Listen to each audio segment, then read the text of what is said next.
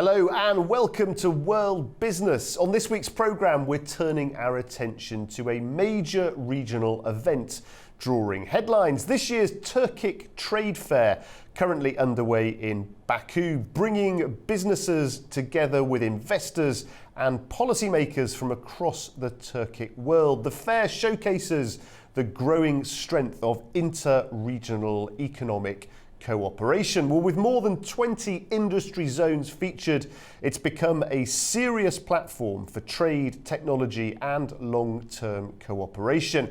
This isn't just about display booths, it's about strategic deals, bilateral agreements and future-facing partnerships. And at a time when the global economy is shifting fast, the Turkic Trade Fair offers a sharp lens on how this bloc is carving out its space. Well, to better understand what's being achieved on the ground, I travelled to the fair to speak directly with one of its key voices, Aygun Aliyeva. And we discussed which sectors are gaining the most traction, how Azerbaijani firms are positioning themselves, and whether the event is set to become a permanent fixture in Baku or rotate among member states. That interview coming up next.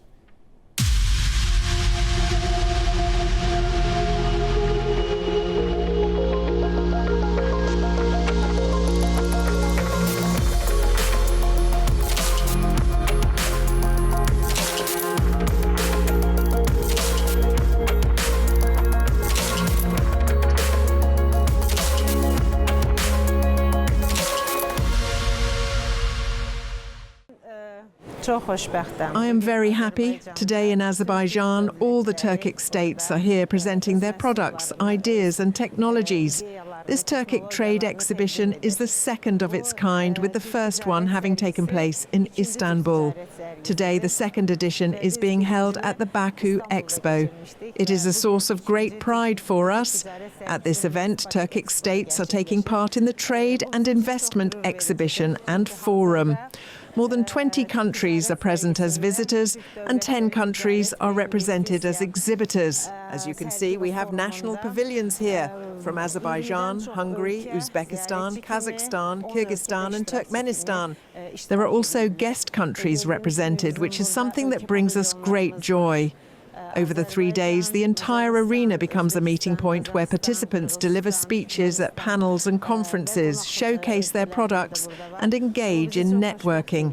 This platform holds great value, especially for those seeking to build relationships with Turkic states.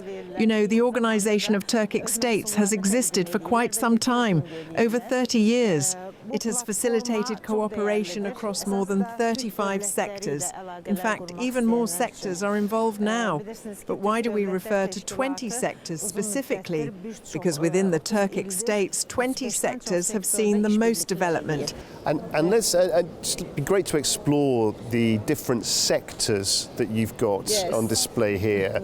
Over 20 different sector zones. Tell us the most, where have you found the most interest? Which industries the most popular right across those different countries that have come here? These sectors are presenting various technologies and products at this exhibition. It's important for us that these countries, Azerbaijan, Kyrgyzstan, Kazakhstan, Uzbekistan, Turkmenistan, Hungary and the Turkish Republic of Northern Cyprus, are showcasing their latest technologies and products. At the same time, every company's questions are being addressed. Our focus includes startups, franchising, agriculture, the economic power of women in production, digital trade and digital marketing, all of which are being discussed by leading speakers during the 3-day program. There are 8 panel conferences scheduled over the 3 days. So alongside the exhibition, we are also holding a forum plus networking sessions and B2B meetings arranged by sector. As you can see, this is not just a private sector initiative. Government bodies are present too. Ministries such as Uzbekistan's Ministry of Trade, its Chamber of Commerce, Hungary's Ministry of Economy and HIPA Agency, Kazakhstan's Invest Group and Ministry of Economy, Kyrgyzstani companies as well as the Tourism Ministry, Chamber of Commerce and Industry Chamber of the Turkish Republic of Northern Cyprus are all here. Prominent Cypriot companies are also represented, along with the Cyprus Trade Centre in Azerbaijan. From Turkey, many influential associations and unions are participating, including the Stationery and Printing Associations, both with more than 10 members in attendance. In total, over 100 firms are participating. We also have sector-specific pavilions. Inside those, there are dozens of companies, Hungarian, Uzbek and more. One section is for furniture, another for construction, others for agriculture, gold, and a wide range of industries. So it's valuable for us to bring everyone together in this arena. It's something we take pride in, and we are pleased to announce that the third exhibition is already being planned. We intend to hold the third edition in Uzbekistan. However, we aim to organise 2 such exhibitions every year. In the meantime, we also hold numerous forums, meetings and promotional events. We use this time to showcase the economic strength of the Turkic states and to build strong networks among their companies. This exhibition is the largest of those gatherings. Over 3 days, everyone meets here and establishes connections. That's why this is such an encouraging milestone for us. This is a meeting point, and today is the second day. Already, hundreds of companies have arrived. Some are visiting, others are forming partnerships. And tomorrow, more visitors from those 20 countries are expected. We're expecting more guests from Turkey, Russia, Uzbekistan, Kazakhstan, and of course, Azerbaijan. And actually talking about Azerbaijan, can I ask you about the particular contribution made by Azerbaijani businesses to this fascinating event?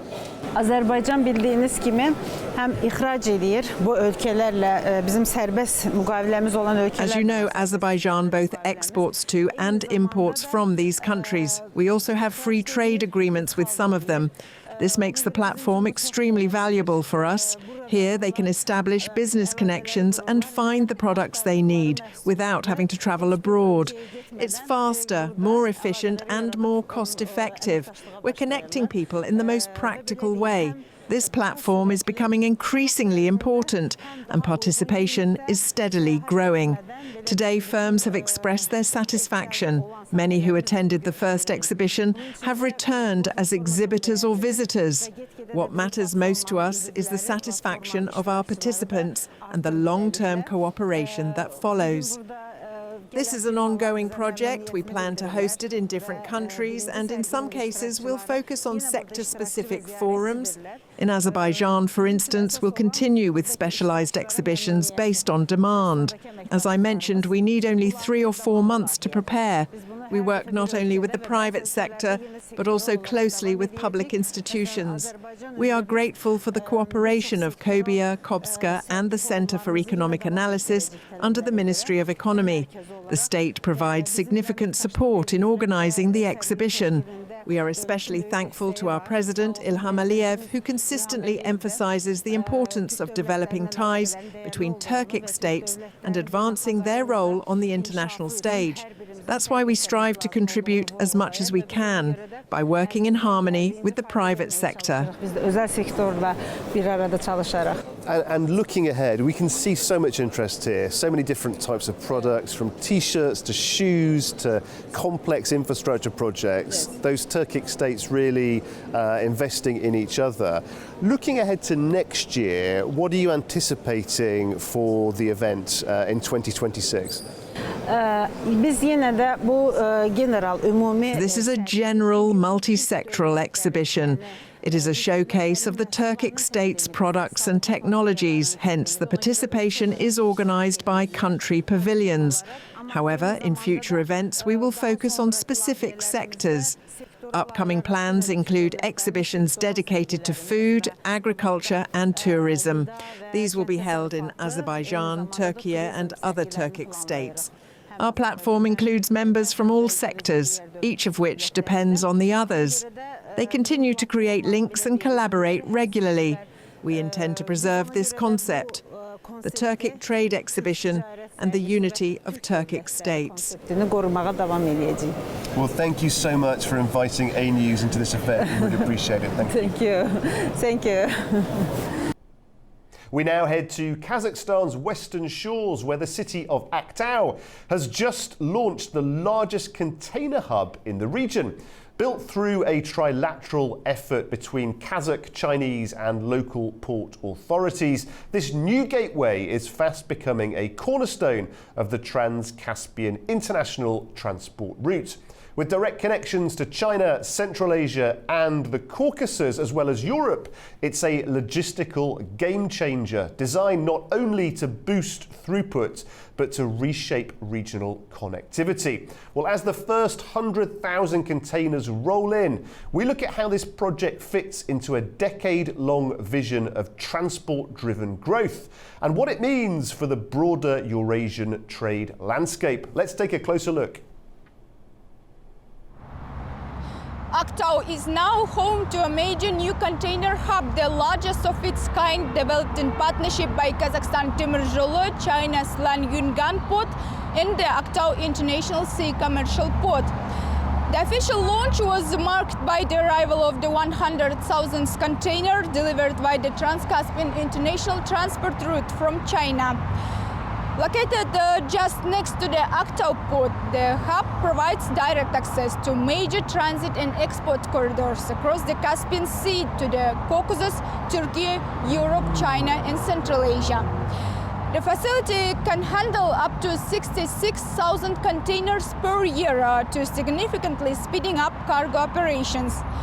Currently, about 40 container trains run along the route each month, and soon that number could grow to as many as 3,000 per year. Key exports include oil, petroleum products, metals, grain and chemicals. Imports are mainly consumer goods, food products, ferrous metals and chemicals. Transit cargo typically consists of everyday consumer goods, grain, building materials and more.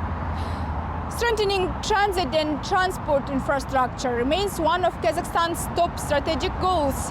Over the past decade, the country's partnership with Lan Yungan has led to the development of a joint terminal in the Chinese port, the Korgos Gateway Dry Port, and now this new container hub in Aktau. The impact of these developments is already being felt. Kazakhstan's Minister of Transport recently reported a 62% increase in cargo volumes along the route last year, reaching 4.5 million tons. By 2027, transit traffic is expected to hit 10 million tons.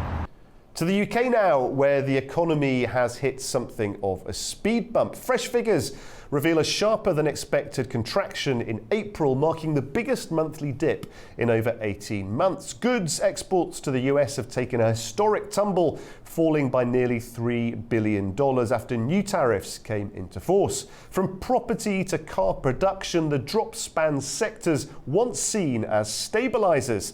It's a jarring contrast to the growth seen in the first quarter, when Britain briefly topped the G7 leaderboard. With inflation proving sticky and confidence wavering, all eyes now turn to the Bank of England's next move. Here's the story. Britain's economic output fell sharply in April. Official data released Thursday showed gross domestic output shrank 0.3% in April from March. That was the biggest monthly drop in more than a year and a half and larger than analyst forecasts. British officials said April saw the largest monthly fall on record in goods exports to the US following the introduction of tariffs, and the decreases were seen across most types of goods. Goods exports to the US fell by $2.7 billion in April, the largest drop since monthly records began in 1997. Officials further said a major part of the drop-off came from a fall in real estate and legal activity. That after the end of a temporary tax break on house purchases. Car makers also reported lower output and exports to both the US and the European Union.